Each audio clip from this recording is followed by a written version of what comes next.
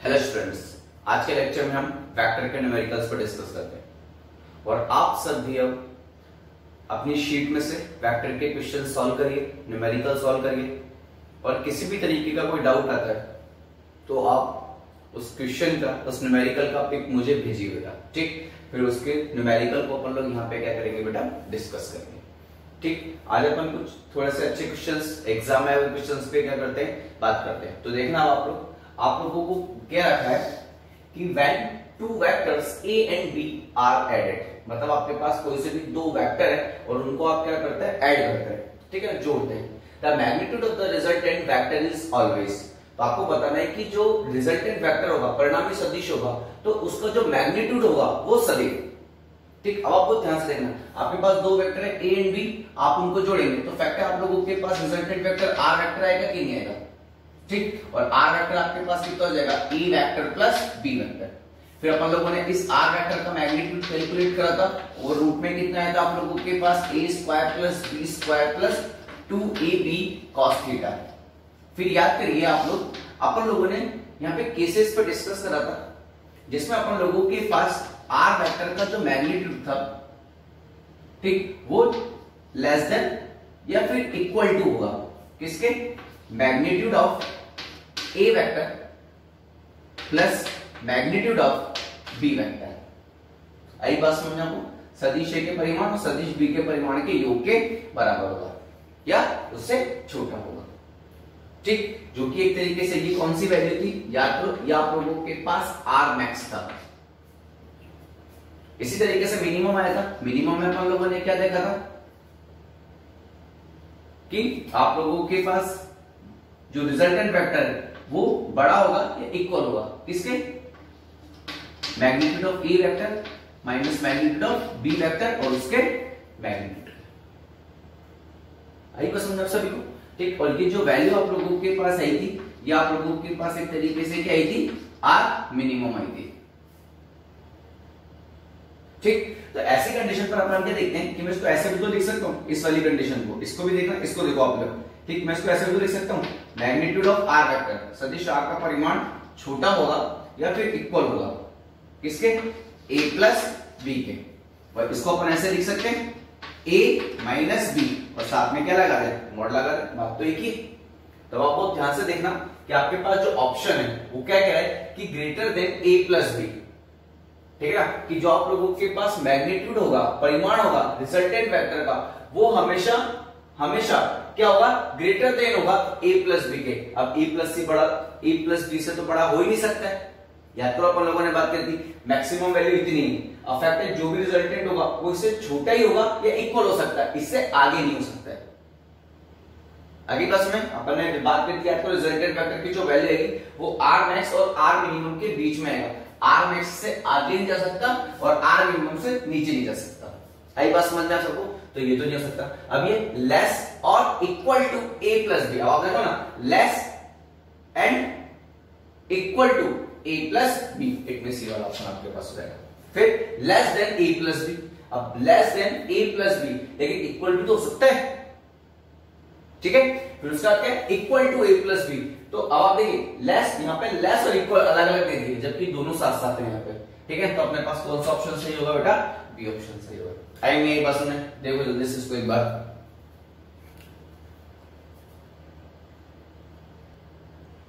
Next question देखिए बेटा।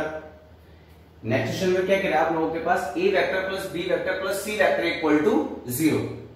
ठीक, इट मींस यही तो होगा ना, a वेक्टर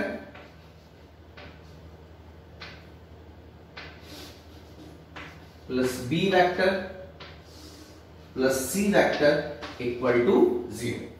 इट मींस जहां से गए लौट फिर के वापस वहीं पर ही आ गए। ठीक, अब आप देखना, एक तरीके से आप लोगों के पास क्या हो गया, राइट एंगल ट्रायंगल हो गया, एक तरीके से समकोण त्रिभुज हो गया।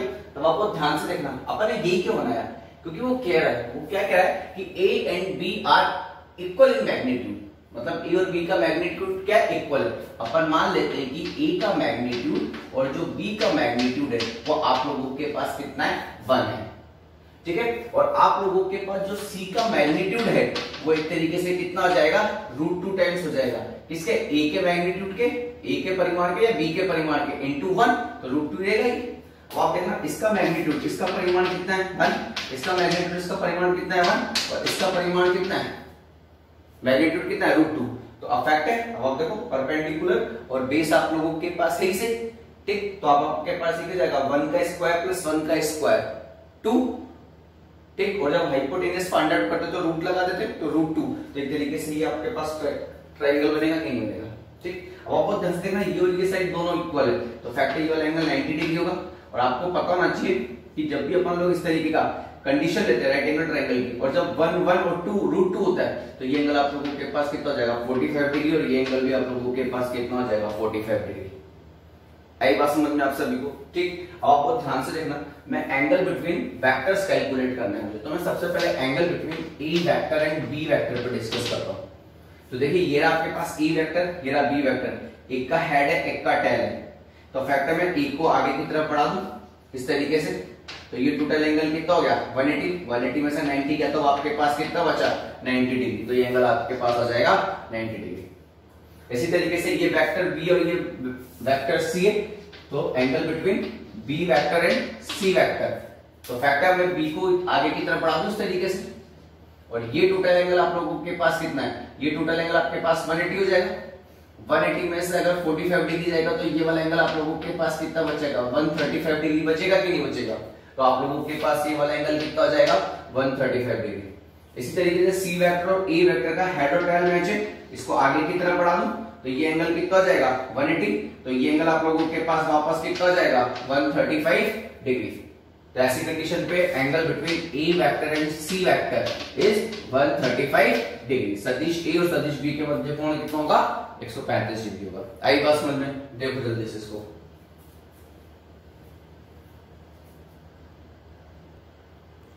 नेक्स्ट क्वेश्चन देखो बेटा, नेक्स्ट क्वेश्चन में आप लोगों को दो वेक्टर दे रखे हैं ए वेक्टर एंड बी वेक्टर, तो आपको ए क्रॉस बी की डायरेक्शन बतानी है। अब आपको बोल रखा है कि जो ए वेक्टर है वो वर्टिकली डाउनवर्ड है, वर्टिकली डाउनवर्ड का मतलब नीचे की तरफ, इस तरीके से वर्टिकली डाउनवर्ड, ठीक है। और बी वेक्टर किधर की तरफ है आप लोगों के पास ईस्ट। अब ईस्ट, अब नॉर्मली अपन अगर डायरेक्शन देखते हैं तो आप लोगों के पास ये होता है ईस्ट, ये होता है वेस्ट, ये होता है नॉर्थ और ये होता है साउथ। आई बस में अब यहाँ पे वर्टिकली डाउनवर्ड का मतलब क्या है कि वर्टिकली डाउनवर्ड इसका मतलब ये है कि तल के लंबवत अंदर की तरफ है ए वेक्टर और इस तरीके से डाउनवर्ड है, ठीक है। और ये डायरेक्शन बी वेक्टर किधर की तरफ है ईस्ट की तरफ है।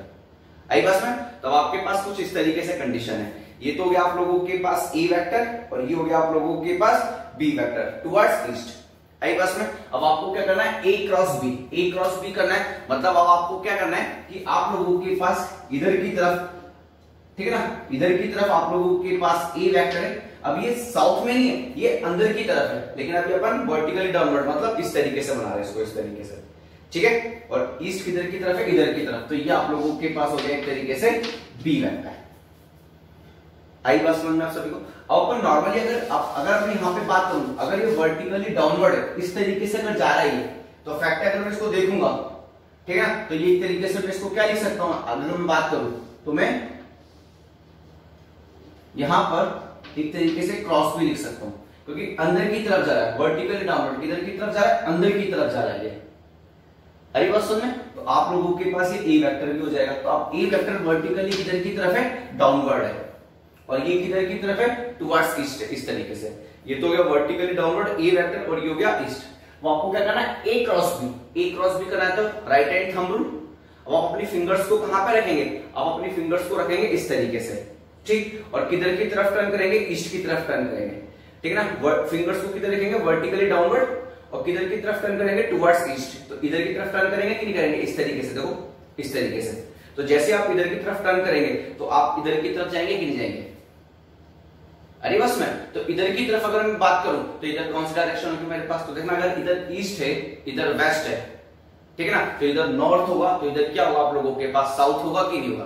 तो अब आप क्या कर रहे हैं, जो भी वेक्टर है उसको इस तरीके से आप वर्टिकली डाउनवर्ड मतलब फिंगर्स को किधर की तरफ रखना है अंदर की तरफ ऐसे, और किधर की तरफ टर्न करना है ईस्ट की तरफ इस तरीके से। तो अपना थंब किधर की तरफ खुलेगा नीचे की तरफ। तो आप लोगों के पास जो ए क्रॉस बी का डायरेक्शन होगा, ए क्रॉस बी का जो डायरेक्शन होगा वो आप लोगों के पास किधर की तरफ होगा टुवर्ड्स साउथ होगा। अगली बात समझ सबको। तो ऐसी कंडीशन पे जो डायरेक्शन होगा वो आप लोगों के पास अलोंग साउथ होगा। आई बात समझ में बेटा? अब बहुत ध्यान से रखना इस चीज को। देखो अगर आपने ईस्ट वेस्ट नॉर्थ साउथ ऐसे बनाया ना इस बोर्ड पर, तो इसके अकॉर्डिंग इधर ईस्ट हो गया, इधर वेस्ट हो गया, इधर नॉर्थ हो गया, इधर साउथ हो गया। आई बात में? अब आपके पास वर्टिकली डाउनवर्ड और वर्टिकली अपवर्ड, ठीक? तो वर्टिकली डाउनवर्ड मतलब वेक्टर किधर की तरफ जा रहा है? अंदर की तरफ जा रहा है, ठीक है ना? वर्टिकल डाउनवर्ड का मतलब जो आपका वेक्टर है वो किधर की तरफ जा रहा है? अंदर की तरफ। और जब वेक्टर अंदर जाएगा तो आपको क्या दिखेगा? एक एरो का साइन दिखेगा कि नहीं दिखेगा? और वर्टिकली आउटवर्ड, वर्टिकली आउटवर्ड का मतलब वेक्टर किधर की तरफ आ रहा है? बाहर निकल के आ रहा है।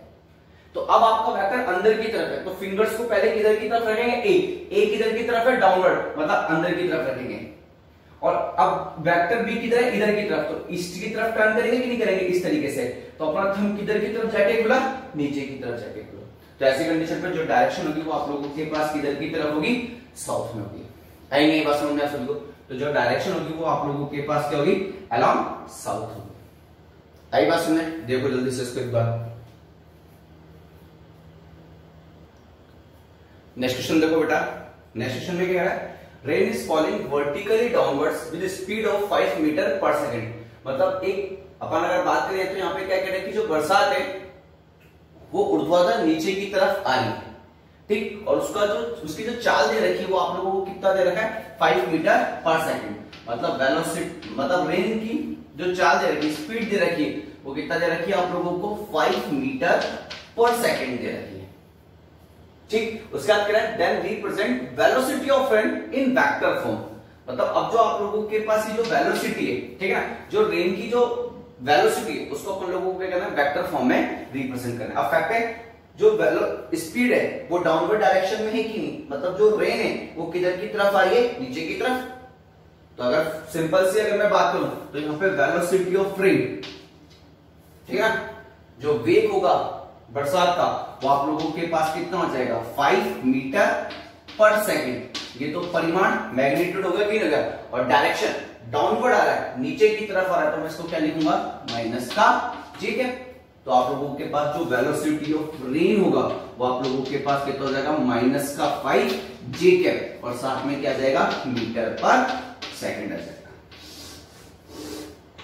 आई नहीं बात समझ में आप सभी को? देखो जल्दी से बेटा इसको।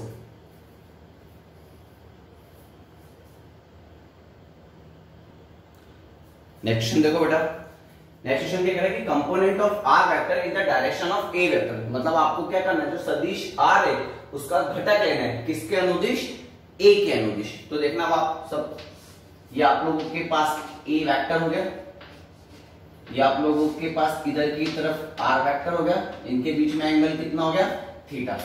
अब फिक्स किसका कंपोनेंट लेना है? आर का कंपोनेंट लेना है, आर का घटक लेना है। तो आर का इधर की तरफ किसकी डायरेक्शन में? ए की डायरेक्शन में। तो इसका इधर की तरफ जो कंपोनेंट आएगा वो आप लोगों के पास कितना हो जाएगा? आर कॉस थीटा हो जाएगा कि नहीं हो जाएगा?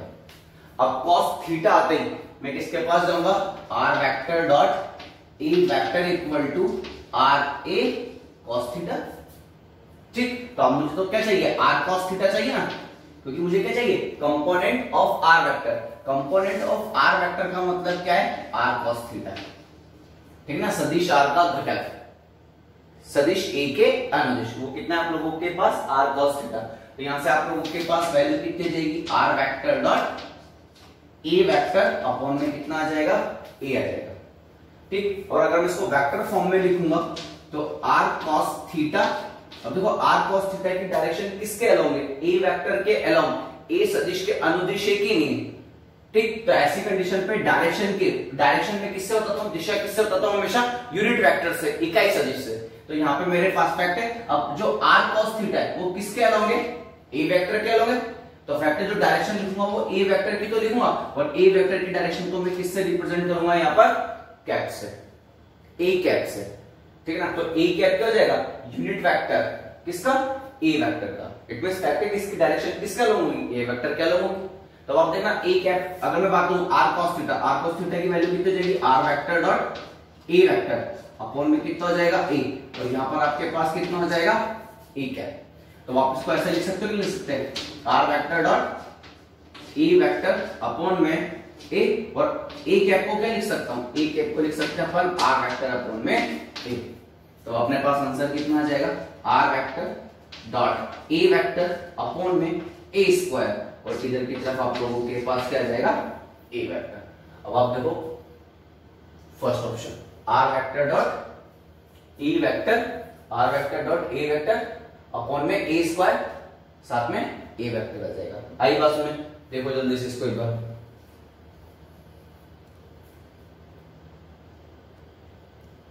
नेक्स्ट क्वेश्चन देखो बेटा। नेक्स्ट क्वेश्चन क्या कह रहा है, which of the following is perpendicular to i cap minus j cap minus k cap. मतलब आपको बताना है कि इनमें से कौन, ठीक है ना, आई cap minus j cap minus k cap के लंबवत है। आई बस में तो अपन इसको पहले ए वेक्टर बोल देते हैं। तो ए वेक्टर इक्वल टू आपके पास आई cap minus j cap minus k cap. इसको अपन बोल देते हैं बी वेक्टर, इसको अपन बोल देते हैं सी वेक्टर, इसको अपन बोल देते हैं डी वेक्टर। आई बात में आप सभी को। अब आपको पता है परपेंडिकुलर, ठीक है ना, अगर दो वेक्टर एक दूसरे के परपेंडिकुलर है, एक दूसरे के लंबवत है, तो ऐसी कंडीशन पे मैं उनका डॉट प्रोडक्ट कर दूं, और अगर मैं उनका डॉट प्रोडक्ट करूंगा तो फैक्ट है जैसे ए डॉट बी करूंगा तो वो किसके इक्वल आ जाना चाहिए, 0, अगर वो एक दूसरे के परपेंडिकुलर हैं तो।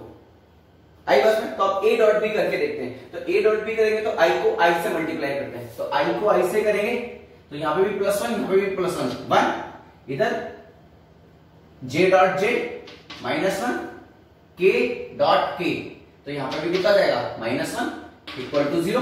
तो यहां पर हो गया ये 1 से 1, तो -1 equal to 0, A equal to 0 है क्या, नहीं है। It means A vector and B vector are not perpendicular to each other, मतलब सदिश ए और सदिश बी एक दूसरे के लंबवत नहीं है।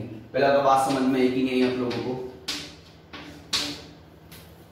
ठीक, मतलब ये तो नहीं है। उसके बाद नेक्स्ट देखते हैं।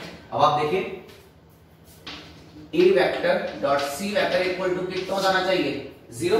देखते हैं होता है कि नहीं होता है। अब आप देखना आई कैप, ठीक है ना, तो ये हो जाएगा -1, यहां पे भी माइनस, यहां पे भी माइनस, तो -1, यहां पे +1, यहां पे -1 इक्वल टू 0, फिर -3 क्या हो जाएगा इक्वल टू 0। क्या -3 कभी 0 के इक्वल हो सकता है क्या, नहीं हो सकता। आई बस में it means A vector and C vector are not perpendicular to each other, मतलब सदिश ए और सदिश सी एक दूसरे के लंबवत नहीं। इसी तरीके से अपन नेक्स्ट देखें A vector dot D vector equal to अगर 0 हो जाता है तो मतलब ये दोनों परपेंडिकुलर। अब देखो यहाँ पे +1 है, यहाँ पे भी +1 है, तो 1 आ गया। इधर भी +1 है, इधर -1 है, इधर -1 आ गया। इधर -1 है, इधर -1 है, तो इधर माइनस प्लस हो जाएगा, तो इक्वल टू कितना जाएगा 0। ये कैंसिल हो गया, 1 इक्वल टू 0 पॉसिबल ही नहीं। इट मींस ए वेक्टर भी डी वेक्टर के परपेंडिकुलर नहीं, ठीक। अब ऑप्शन ए की बच्चा नन ऑफ दिस, ये दोनों सदिश ए के, ठीक है ना, ये तीनों सदिश, ठीक है ना, A vector B vector C vector D vector सदिश ए के वेक्टर ए के परपेंडिकुलर नहीं है। आई बस में, तो इसमें से कोई सा भी वेक्टर ए के परपेंडिकुलर नहीं है। देखो इसको जल्दी से,